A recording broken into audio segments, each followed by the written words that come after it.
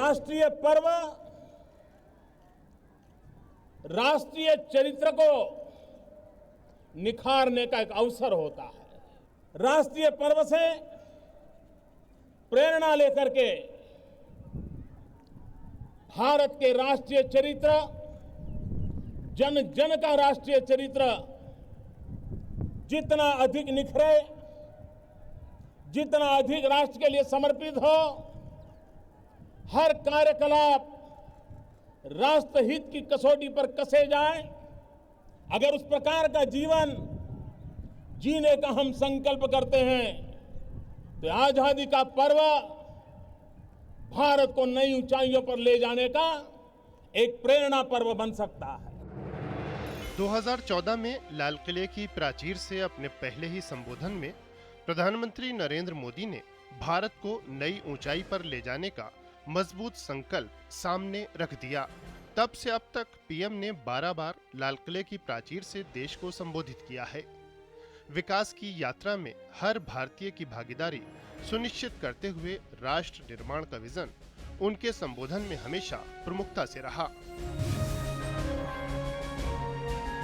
आने वाले दिनों में कृषि के लिए जैसे योजना बनेगी, वैसे किसान कल्याण की भी योजना बनेगी, ताकि मेरे किसान को जो व्यक्तिगत जीवन में समस्याएं झेलनी पड़ती है, मुसीबतों से गुजरना पड़ता है, तो सरकार एक स्थायी व्यवस्था के रूप में उसको मदद करने की दिशा में प्रयास करेगा।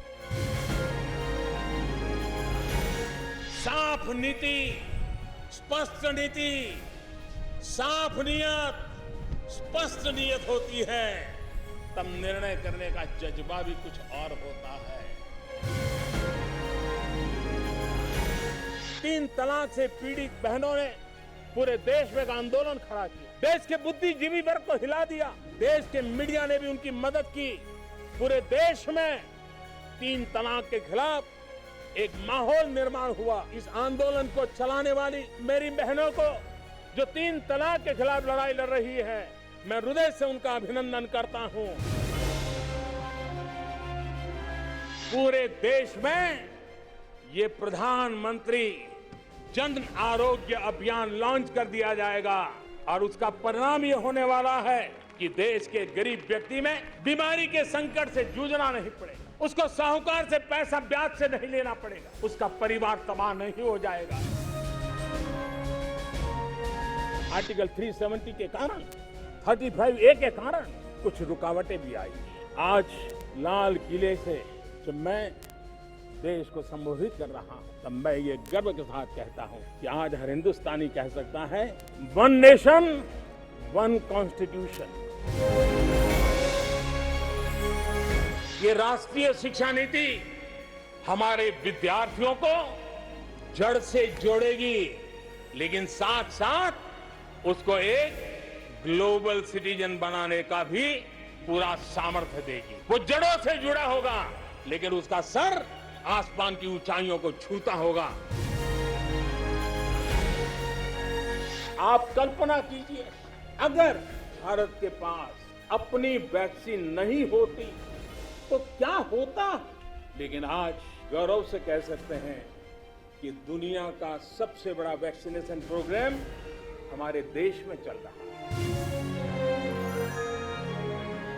आज दुनिया जब होलिस्टिक हेल्थ केयर की चर्चा करती है तो उसकी नजर भारत के योग पर जाती है, भारत के आयुर्वेद, भारत के होलिस्टिक लाइफस्टाइल के पर जाती है।